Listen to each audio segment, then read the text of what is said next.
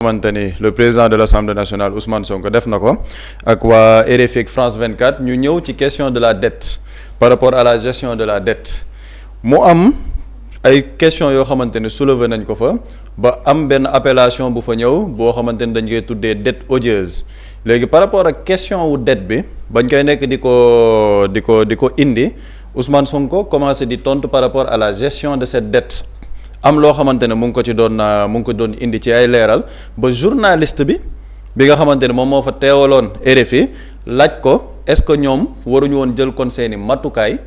pour mën a def l'annulation de la dette li tax may def précision boobu mooy par rapport ak yenn journaux li ñu titré tey ci naan Ousmane Sonko dafa delluwaat ci ay kàddoom par rapport à cette dette loolu journaliste bi moom moo ko posé question te ñu dañuy dem avec la complicité de la régie ñu teewlu question bi ak réponse bi nga xamante ni Ousmane Sonko joxe na ko fa ñu delluwaat ci plateau bi. Vous auriez pu demander son annulation comme une dette odieuse. Oui, dette odieuse, vous utilisez le terme, je l'ai utilisé une ou deux fois. C'est toute une procédure. Je n'avais pas tous les leviers. Quand je parlais à certaines occasions, je parlais en tant que chef de parti politique qui donne son opinion. N'oubliez pas que j'étais simple Premier ministre. Les pouvoirs du Premier ministre sont extrêmement limités dans ce pays. Vous étiez en désaccord avec le président sur ce sujet? On n'en a jamais discuté. On a toujours été en phase sur la gestion de la dette jusqu'à notre dernière discussion où la question a été soulevée et qu'il m'a confirmé que la ligne n'a pas changé. Nous allons voir ce qui va se passer dans les semaines ou mois à venir. Cette dette, elle est effectivement pour partie odieuse. Il faut du courage politique pour poser ce débat-là et j'espère que j'ai eu à me prononcer sur cela à plusieurs reprises à travers mes interventions en tant qu'homme politique. J'espère simplement que l'exécutif actuel prendra ses responsabilités pour aller dans ce sens et discuter. ci extrait bi ñu war ci jàpp ñaari termes yu am solo Ousmane Sonko dafa ne cette dette elle est effectivement pour partie odieuse fekk journaliste bi moom moo wax le terme de dette odieuse Ousmane Sonko ne cette dette elle est effectivement pour partie odieuse loolu nañ ko téye ba ci kanam mu ne dafa mës a nekk en accord avec le président sur la gestion de la dette et que moom par rapport à l'annulation de la dette bi nga xamante ni journaliste mu ngi ko doon wax ni il n'avait pas tous les leviers nañ téye tamit expression boobu il n'avait pas tous les leviers parce que moom il faut le rappeler il n'était que simple premier ministre ñu téye ñaari yooyu cette dette elle est pour partie odieuse il n'avait pas tous les leviers nit ñi par rapport à la manipulation ñu ngi ne il est revenu sur la dette cachée il n'est pas revenu sur la dette cachée dafa ne cette dette elle est pour partie odieuse et par rapport à la dette cachée avant ñoo dem ci dette odieuse boobu il est important de rappeler que Ousmane Sonko ba mu defee sa conférence de presse pour parler de la dette cachée qui a été certifiée par un rapport de la Cour des comptes certifié par un rapport externe du cabinet Mazars. Ça a été aussi certifié par le FMI. Ça, c'est important de le rappeler. Parce que nit ñi dañoo bëgg a gëmloo ni dette cachée musul am et que Ousmane Sonko dafa dellu si ci ay kàddoom dette cachée musul exister mais dette cachée boobu au-delà de Ousmane Sonko FMI bi nga xamante ne tey mooy suñu partenaire bilatéral di war a def mission au Sénégal dafa accepter woon ni effectivement il y avait une dette cachée. te loolu dañ ciy teewlu li nga xamante ni moom mooy intervention bu chef de mission au FMI defoon alors ci rajo France Internationale muy RFI pour confirmer la version de la Cour des comptes bi nga xamante ni Ousmane Sonko defoon na ko ci ak waxoon na ko ci ñu teewlu ci élément bi dellu si waat ci plateau bi. Dans son audit, la Cour des comptes parle d'une dette à près de 100%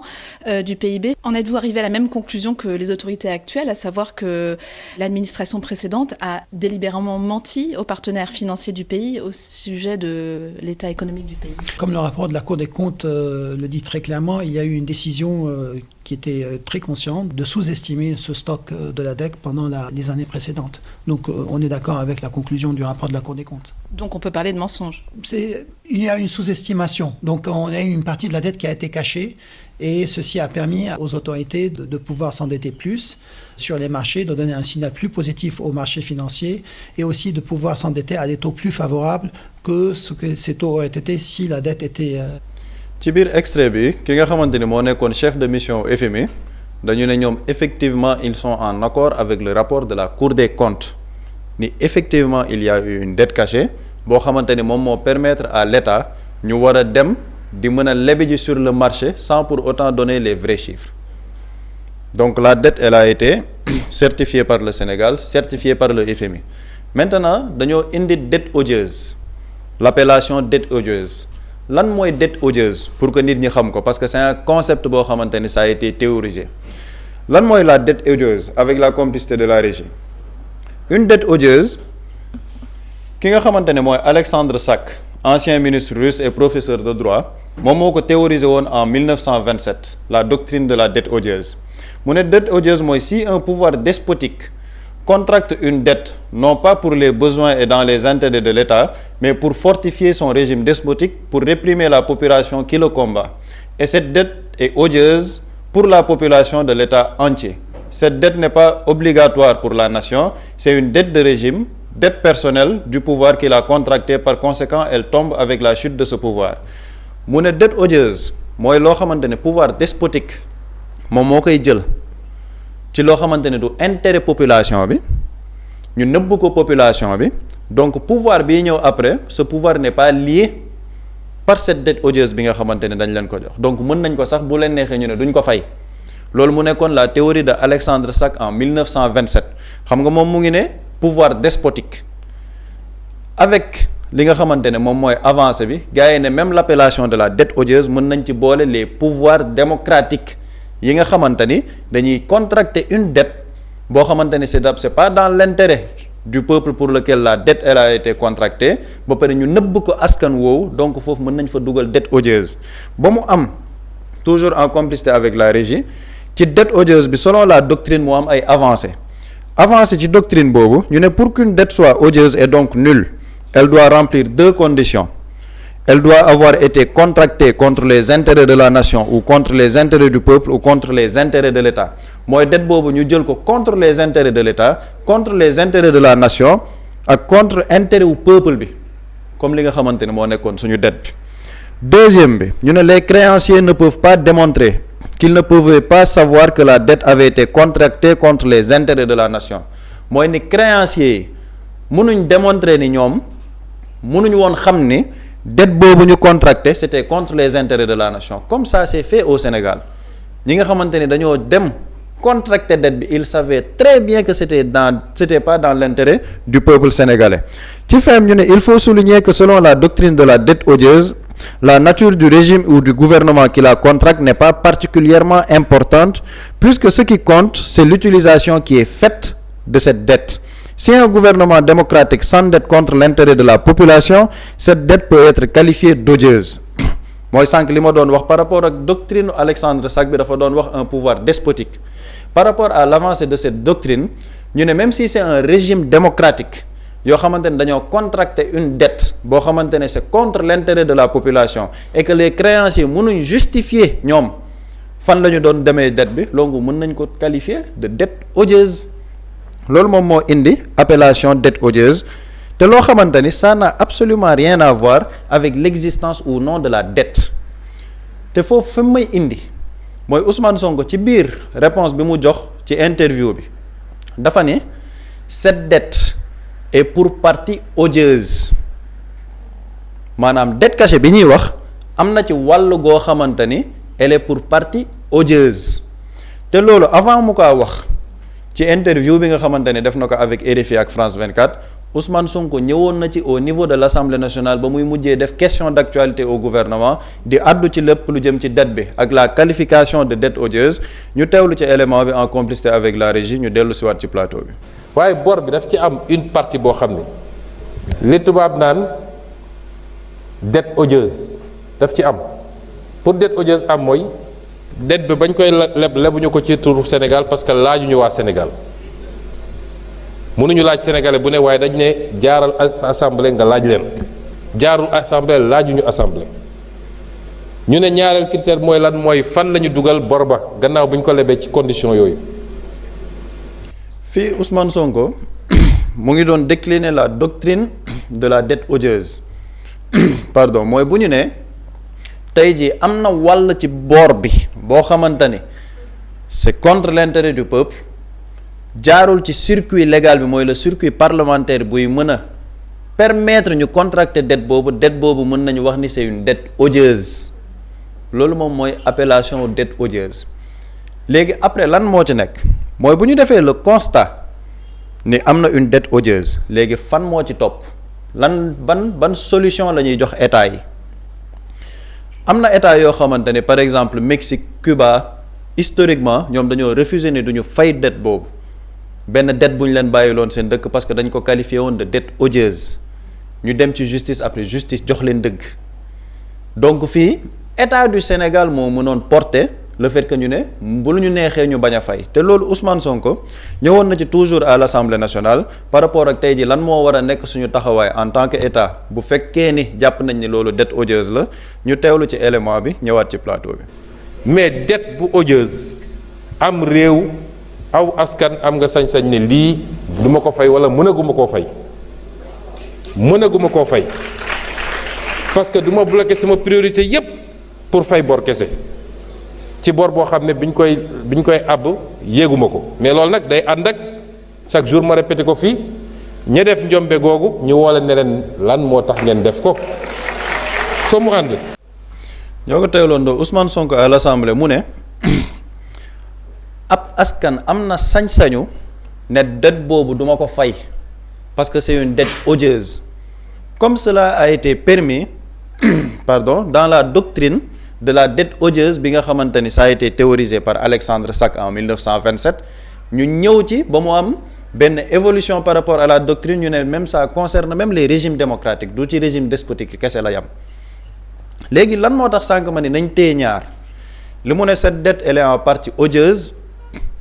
ak après li mu ne il n'avait pas tous les leviers parce qu'il faut le rappeler il n'était que premier ministre et les pouvoirs du premier ministre sont limités au niveau du Sénégal moo may indi nag ci manipulation bi nga xamante ni dafa ñëw tey au niveau des médias en complicité avec la régie ñu xool quelques-unes yi nga xamante ni gars yi def nañ ko par rapport ak li nga xamante ni mooy li Ousmane Sonko wax nga gis ci misaal point actu ñu ne Sonko rétropédale maanaam Sonko dafa delluwaat ci ay kàddoom par rapport à cette dette delluwaat na ci ay kàddoom mu ne moom ba muy wax ci dette bi il ne parlait pas il parlait en tant que chef de parti politique ci la doon waxee ci dette bi foofu première manipulation bi ci nekk mooy Ousmane Sonko quand il parlait ci interview bi il ne parlait pas de l'existence de la dette cachée ci lan la tontu journaliste moo ne ko est-ce que waruñu woon jël ay matukaay pour l'annulation de la dette odieuse mu ne moom ba muy addu ci yooyu te effectivement sur des meetings notamment le meeting du 8 novembre Ousmane Sonko wax na ci dette odieuse bi ne am na fu muy toll nit ñi war nañoo def un audit citoyen et du Ousmane Sonko kese ko wax il y a eu des économistes comme le professeur Ndongo Samba Sylla bu ne dette bi ça peut être qualifié de dette odieuse war nañ ci ñëwaat ñu def un audit citoyen composé d'intellectuels composé d'économistes ñu xool ban wàll moo ci dette odieuse ñu ne état du Sénégal du ko fay donc Ousmane Sonko n'est pas le premier à l'avoir dit par rapport à la dette odieuse donc du ci dette cachée bi parce que la dette cachée elle existe fi muy wax mooy la dette odieuse moo may indiwaat ci beneen manipulation ci yeneen une yi nga xamante ne am na ci ñu gis Walf Quotidien ne les aveux de Sonko nous ne sommes pas enfermés dans des positions figées concernant la restructuration de la dette mu ne sur la dette cachée je n'avais pas tous les leviers déjà li ñu wax nii du dëgg parce que du loolu moom moo am ci interview bi Ousmane Sonko bañ koy poser question c'était pas sur la dette cachée c'était sur la dette odieuse qui est une partie de la dette cachée maanaam dette odieuse bi c'est une composante de la dette cachée ñoom ñu ne dette cachée la wax ne Ousmane Sonko dafa def ay aveu ne amul woon tous les leviers beneen journal ñëw enquête ne la revanche posthume de Moustapha Ba ne Moustapha Ba tey jii am na dëgg ci kaw Ousmane Sonko parce que Ousmane Sonko moom moo doon yuuxu naan dette odieuse sans avoir dit-il toutes les informations ñu ne Ousmane Sonko dafa ne amul woon information yépp ci dette boobu ce qui est encore totalement faux parce que Ousmane Sonko n'a pas dit qu'il n'avait pas toutes les informations il a dit qu'il n'avait pas tous les leviers léegi tous les leviers par rapport à quoi booy def analyse et ça je parle pour les journaux yi nga xamante ni ñoom ñoo def les unes yi ma gis ko ci yenn revue de presse tappalekat yi en fait ils le font de mauvaise foi pour manipuler Et deuxièmement aussi, il y a un problème de base qui est un problème de niveau. C'est-à-dire qu'ils n'ont pas le niveau de compréhension pour mën a def la différence entre une dette cachée et une dette odieuse xamuñ ko boo leen doon expliquer le concept d'une dette odieuse mënuñ la wax dette odieuse concept fi mu jóge ci ñoom dette odieuse mooy dette cachée. Donc il y a un problème de niveau. Quand Ousmane Sonko dit qu'il n'avait pas tous les leviers, c'était par rapport à quel contexte? Question bi journaliste bi lan la ko laaj dafa ne ko est-ce que waruñ woon jël kon ay dogal sur l'annulation de la dette odieuse mooy comme li ñu wax ni bu ñu demee ba def benn audit citoyen ay intellectuels ay économistes ñu définir ni lii effectivement c'est une dette odieuse, l'État du Sénégal peut demander comme le Mexique l'avait fait comme le Cuba l'avait fait ne ñun duñu fay dette bi parce que c'est une dette odieuse. Ousmane Sonko ne moom il n'avait pas tous les leviers parce qu'il faut le rappeler, il n'était que Premier ministre. Il n'avait pas tous les leviers, moi il n'avait pas tous les leviers constitutionnels pour faire annuler la dette, lui en tant que Premier ministre, parce que c'est une prérogative du président de la République. C'est très très simple à comprendre. Et en bon français, munoo ñëw nga nekk benn journal enquête nga ne Ousmane nga travestir levier en information. Levier ak information c'est diamétralement opposé. Quand tu n'as pas les leviers, moi tu n'as pas les moyens d'agir, les moyens d'entreprendre des actions. Quand tu n'as pas des informations, information mooy yow li nga xamante ne loolu nga soxla ci ay éléments yépp pour mën a wax ci dette cachée bi amoo ko. Donc les deux sont diamétralement opposés. C'est de la manipulation boo xamante ne dañ ko def de manière consciente. Day am ñoo xamante ne jamono ji lenn la ñu bëgg jaay sénégalais et déglu naa ci benn revue de presse tey noonu la ñu ko jaayee li ñu bëgg présenter sénégalais yi lenn la mooy Ousmane Sonko moo leen ñëwoon wax ni dette cachée am na léegi ñëwaat na nee na dette cachée yi sax moom amu ci information yu leer démb nga gis yenn page yu bëri loolu lañ doon circuler donc man damaa jàpp ni ñoom ñenn ñi ils sont de mauvaise foi ñeneen ñi ils ont un problème de français de niveau maanaam amuñ intelligence pour comprendre certaines choses. Xamuñ lan mooy dette odieuse boo leen laajee concept bi xamuñ ko parce que jànguñ ko gëstuwuñ ci nga gis benn journal bu mën a ñëw ne kii ne levier nga ne information. Le contexte il est très simple et toutes les personnes yi nga xamante ne ànd nañoo ak seeni xel di xalaat bu ñu demee seetaan interview bi la journaliste a posé une question sur l'annulation de la dette mu ne ko man je n'avais pas tous les leviers en tant que Premier ministre parce que effectivement c'est une prérogative du président de la République. Le Premier ministre ne peut pas faire annuler une dette odieuse. Constitutionnellement, il n'en a pas les leviers. Il n'en a pas les leviers mooy amu ci moyen parce qu'il n'est que simple Premier ministre. Kenn moo ko mën a def mooy le président de la République. Moo tax journaliste bi ci vidéo bi dollil ko ne ko est-ce que daf ci am désaccord avec le président de la République. Mu ne ko musuñ cee waxtaan dette odieuse bi mais ils ont toujours été en accord ci la gestion de la dette. Ba ci dernière rencontre bi ñu daf ko confirmer ni ligne bi changé wul maintenant question dette odieuse bi ça demande du courage et il espère que le nouveau gouvernement ak nouveau exécutif bi dinañ mën a poser la question sur la table pour dire qu'effectivement il y a une partie de cette dette qui est une dette odieuse comme ni mu ko waxee woon ci ay meeting comme ni mu ko waxee woon ci biir assemblée nationale ba comme ni mu ko feddaliwaatee ci jàkkaarloo bi mu doon jàkkaarloo ak RFI ak France 24. Donc lii la ñu bëggoon indi ay leeral ci toute une manipulation bi nga xamante ni journaux yi ñu ngi koy def et c'est pas nouveau Walf Quotidien c'est pas nouveau ñuy def xeetu une manipulation yi par rapport à Lazer Thierno Alassane Sall ba mu génnee ay éléments yu bees dañu ne Thierno Alassane les aveux de Thierno Alassane Sall des éléments à charge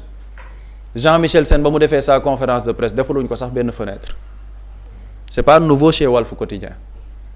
ñu ngi leen di man maa ngi leen di seetlu bu baax c'est pas nouveau par rapport à c'est contraire à la ligne éditoriale de Walf Quotidien ce qu'ils sont en train de faire par rapport à leur journal c'est contraire à la ligne éditoriale de Walf te sénégalais ñu ngi ciy teg seen bët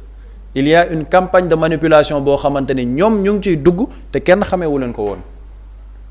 et c'est pareil pour d'autres journaux yoo xamante ni ils sont dans cette manipulation de transformer levier en information naan Ousmane Sonko s'est dédié sur la dette cachée non seulement ils n'ont pas écouté l'intervention et s'ils l'ont écouté ils n'ont pas le niveau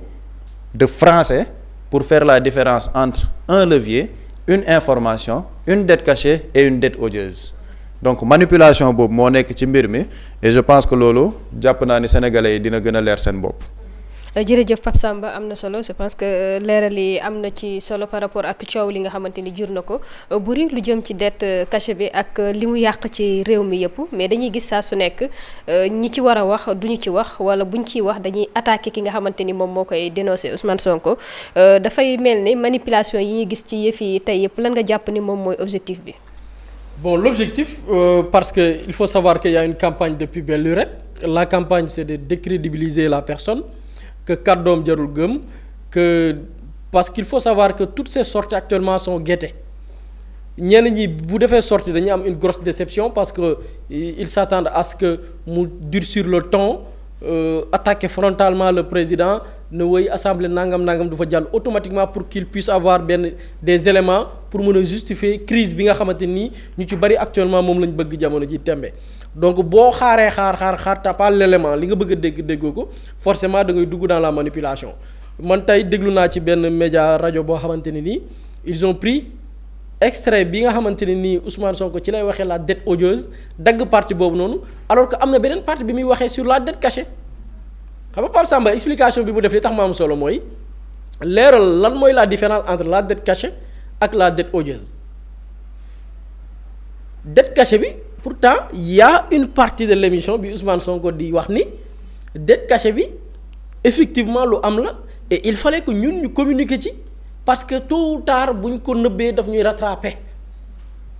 kon weddiwul ni dette dans l'interview il approuve que dette cachée bi effectivement am na ça existe bel et bien donc ñi koy def pour man ñaari catégorie lañ et loolu damay rejoindre Pape Samba ci son raisonnement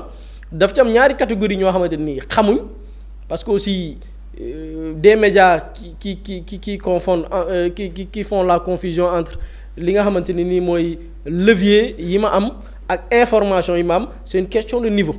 il faut le dire. Y a des gens yoo xamante ni métier bi bon journalisme métier bu njaboot la aussi ku ne xaj nga ci mais y a des gens yoo xamante ni question de compréhension la question de niveau la mu am ci cette catégorie mais mu am une autre catégorie boo xam ne il manipule ou bien elle manipule plutôt ces catégories muy ñi nga xamante ni ñoom seetaan nañ toute l'interview ñu xam ne y a une partie boo xamante ni ça parle de la dette cachée mu am une autre partie boo xamante ni on parle de la dette odieuse nga bàyyi partie bi nga xamante ni wóor na nit ki parler na ci li nga xam ne mooy la dette cachée nga ñëw ne dette cachée ba mu waxoon sax ñëwaat na weddi ko ne dette cachée bi la mu doon wax yépp xamu ci woon dara ou bien amul woon les informations qu'il faut alors que la dette cachée et puis mooy la paresse quoi man par exemple xaaruma ci gouvernement bi ne ma dette cachée pour ma xam luy dette cachée man par exemple musuma dégg ci gouvernement bi wala rare ci laa koy dégg wala musuma ko dégg boog bu amee itam seetaanuma ko ku ne par exemple une partie de la dette cachée dossier Intermac ci la bokk mais man journaliste maa lire le rapport de l'Intermac bi Cour des comptes def ma gis ñu ne non Abdoulaye Daouda Diallo validé na des financements yoo xamante ni jaarul Assemblée nationale ni au niveau de la loi de finances initiale ni au niveau de la loi de finances rectificative man maa ko xool lire ko ni lii c'est la dette cachée te effectivement ci la dette cachée la bokk parce que dette cachée boo ko déggee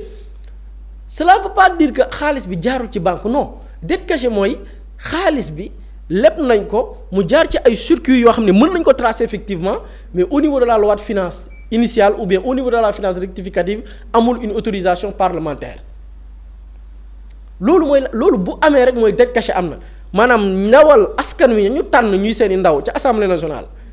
dem nañ lépp sans validation sans ñu inscrire ko ci au niveau de la loi de finances lii mooy la dette cachée donc t'as pas besoin nit sax naa la dette cachée am na pour que nga xam ne lii c'est une dette cachée da nga koy lire xam ne lii c'est une dette cachée parce que levier yi ñu waroon jaar fa nga xamante ni nii moom fa la ñuy voter li nga xam ne mooy suñuy budget bu dee ni am na ci comme loo xam ne rëcc na ci au niveau de la loi de finance initiale ñu dabal ko ca la nga xam ne mooy la loi de finance rectificative boo ko ci gisul ci ñaari loi de finance yooyu yëpp mais xamal ni c'est une dette cachée donc il y a une question de niveau mais il y a une volonté nag manifeste de manipuler parce que man gis naa ci benn traitement journalistique nit ki parce que Ousmane Sonko bi mu wax ci la dette odieuse c'est lors du meeting parce que quand il parle c'est dans le cadre dans le cadre politique mooy meeting bi muy wax ci la dette odieuse nga gis koo xamante ni moom bàyyi na fa meeting boobu noonu déclaration meeting ba dem jël une partie de sa déclaration à l'Assemblée nationale mais à l'Assemblée nationale il ne parlait pas en tant que président de parti il parlait en tant que premier ministre donc dans son discours bu dee ni ci benn contexte doon naa wax en tant que président de parti tu dois savoir que mais c'est lors du meeting bi muy wax ni meeting politique bi nga xam ni bi ñu koy présenté dañ ne Ousmane Sonko président du parti Pastef nga xam ni c'est lors de ce meeting là nga dem xool meeting ba xool la ma wax sur la dette odieuse donc da ngay gis ni c'est de la manipulation loolu nag il faut savoir que actuellement le système est activé et moom le président de l'Assemblée nationale am na lu mu ci junj complot ya woon ba tey moo fi nekk complot yooyu noonu des médias dañu am rôle bu rëy bu ñu ciy joué et ces médias xam nañ leen man tey élément bi ma lire tey muy rajo bi ko def média boobu noonu même média la bi nga xam ne nii moo ne woon Ousmane Sonko Tullow Oil jox na ko alal pour mu campagne même média la bi manifestation yi amee ñoo jël ñetti étudiants yoo xam ni Casamance lañ cosaanoo ñu orienté leen université Cheikh Anta Diop de Dakar ñuy jàng am na ci ñoo xamante nii bi mbiree di xew yëguñ te nuñ fekkew ñu jël seen ñu jàpp leen nag jàpp nañ leen mais bi leen jàppee ñoom ñoo xëy ne ñoom ay rebelle lañ yu jógee Casamance ñëw pour taal alors que bi ñuy ñëw Dakaaru gi dañoo tàggu seen i waajur ñu ñaanal leen ñu takk seen i valise jël oto ñëw pour sàkku ci xam-xam média bi xëy ne Casamance lañ jógee ñëw pour manifester te waxoo dëgg même média boobu noonu moo nekkaat di activé wu ci dans ces manipulations donc ñooñu c'est des leviers yoo xam ne jugaat nañ comme on a toujours l'habitude de le dire toute cette semaine système bi dekkiwaat na tey tous boo xoolee émission bi ñu commencé ba tey on parle que du système le premier sujet on parlait d'un système bien huilé composé de responsables ñoo xam ne dénk nañ leen ndombal tànk ay nit ñoo xamante ni nii c'est des affairistes entre guillemets am ñoo xamante nii ils se réclament de l'opposition yi défendre intérêt askan wi wala ay député fekk seeni bopp la ñuy défendre ay nit la ñuy défendre mais askan wi ñoruñu leen donc ñooñu seen clique benn bande la boo xamante nii orchestré composé de politique d'affairistes de médias yooyu nag actuellement ci seen rôle la ñu nekk parce que l'objectif Ousmane Sonko moo tax ma ne ces dernières sorties dafa il faut savoir que ces dernières sorties il a beaucoup communiqué xam nga parfois da nga gis sa am ko ne non sa communication mais ces dernières sorties il communique bien parce que dafa am les artisans de la crise ñi nga xamante ni ñooy les marchands de la crise les marchands de crise ñooñu noonu actuellement dañu namm seeni rapport teg pare di xaar safara gu tàq rek ñu mën ko exploiter chaque sortie de Ousmane Sonko dañuy toog di ko décortiquer pour mu ne ok institution nangam pour que ñu jibal guerre des institutions léegi ñooñu noonu tey bu fekkee ni nit ki dafa génn yaakaar bi tas maanaam la ñuy xaar ci discours muy un discours radical nit ki jibalu ko forcément c'est une grosse déception mais il a compris parce que actuellement les artisans de la crise là ci loolu lañ bëgg a activer wu utiliser sur des déclarations mais amul benn journaliste ci même média bi muy jur bi toog na Ousmane Sonko sax nee na moom nitu fitna la c'est des éléments de langage yi ñuy jaay pour que ëllëg bu mbir yi amee rek nga gis benn tappalekat bu dem toog ci télé ne Ousmane Sonko na bàyyi di woo jeunes yi ci xeex entre Ousmane Sonko bi ñu ko dàqee primature bi muy dem assemblée nationale kan moo mu gis benn extrait boo xam ni Ousmane Sonko dafa ne jeunes yi kaa leen ñu xeex fan nga ko gisee yow mënoo tappale donc ñooñu ñëpp c'est des gens yoo xamante ni nii ñii poste la ñu bëgg ñii nguur la ñu bëgg te jàpp nañ ni soit ñu ngi dans l'opposition kii moo ñu mën a xañ nguur parce que actuellement daf ñuy faire l'ombre nit moom la Pape Samba doon wax benn jour nga nekk dans l'opposition di opposer ak Ousmane Sonko en tant que premier ministre ok on est d'accord il est premier ministre il est le chef de l'administration le chef du gouvernement effectivement tu es opposant da ngay tirer ci kawam léegi ñu ne nag dàq nañ kooku l'ami de Pape Samba mu ne waaye du ma ko bàyyi c'est-à-dire que tu es prêt di opposer wu ak opposant donc ñooñu noonu tey dañu jàpp ne nit ki il va falloir que mu disparaître parce que ñun li ñu yaakaaroon ci politique yëpp moo ñu ko xañ tant que mi ngi fi ñun politique dañ koy dégg rek du ñu dégg wiiw mu amaat des médias yi nga xam ne ñoom la même personne moo leen alal dañ doon recevoir loo xamante ni suñu alal la ñun parce que détournement de deniers publics yi ñuy wax ni ay médias ils ont fait un détournement de deniers publics ay médias sàcc nañ suñu xaalis bi changement de régime amee moom le chef du gouvernement arrêté ko la mu njëkk a def mooy ces conventions là xam nga dañ naan la dette odieuse mais convention odieuse sax am na ñu ne nañu arrêté lépp ñu mer ñooñu ba tey ñi ngi guerre ba ca njëkkoon mooy tàqale les deux hommes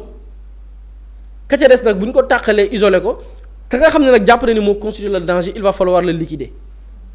kooku une campagne la laaj des stratégies la laaj désinformation la laaj campagne de désinformation boobu yëpp nag moom la ñu activer actuellement jamono ji composé de télévision de rajo de journaux fii ba 2029 du ñu bàyyi dinañ manipuler dinañ pervertir des propos dinañ fitna fu mu amul sax dinañ ko jéem a créer laa la safara rek la ñuy xaar pour dugal réew mi ci góota ñooñu nag ñoo nekk man ñu ci bari bettuñ ma il faut s'attendre à ce que tey dama xoolaat am na yoo xam ne ni commencé woon na di ba ci dernière nomination yi da ngay gis am na ñoo xam ne ni commencé na di jënd une yow ministre toogoogoo sax yow dossier yi ñu la jox passation de service wóor na ma ni liiragoo lépp sax nga ne yow da ngay def à la une xaw ma lan les performances xaw ma lan l'initiative yow lan nga defagum toogoogoo di propagande donc ci loolu lañ jëma man gis naa ci ministre bu toogagul yow toogagoo liiragoo les dossiers yi ñu la jébal lors de la passation de service nga ne yow da ngay jënd ay une donc il faut savoir que médias yi moom ñoo dinañ neexle moom média tappalekat yi moom il faut savoir fekk 2029 moom am nañ lekk dinañ xëy di manipuler suba ak ngoon Sénégal ñoru leen seen intérêt bopp moo leen ñor et malheureusement li ñuy jaar mooy tappale manipuler matin midi soir pour lëndëmal askan wi et c'est vraiment dommage. Muslay Immo Sénégal moo ñëw taxawu leen indi ay saafara ci jafe-jafe yi ngeen di dund ci wàllum immobilier yow mi bëgg a jënd terrain yow mi bëgg a jënd kër wala tabax jokkool ak Muslay Immo da nga am sa kër bëgg ku la ko terrasseel wala nga am sa tool bëgg ku la ko lotiseel defal la ko ay terrain Muslay Immo daf leen koy jàppandil gunge leen ci anam gu mucc ayib ku am sa kër itam te nekkoo ci biir réew mi bëgg ku la ko toppatool gérer la ko Muslay Immo moo ci gën a gaaw gën ci wóor yow mi bëgg a defaraat sa kër wala nga bëgg a toxu te bëgg ku la ko nettoyer ba sax nga bëgg a defar plan architecte plan béton armé wala nga soxla ay conseil ci wàllum immobilier contactel Muslay Immo Sénégal ci 77 887 25 13 77 887 25 13 man ngeen itam abonné ci seen YouTube bi di Muslay Immo Sénégal ngir yeneen i xibaar ak Muslay Immo Sénégal jaaxle jeex na ci wàllum dëkkuwaay. Quand l'immobilier devient une évidence, contactez-nous.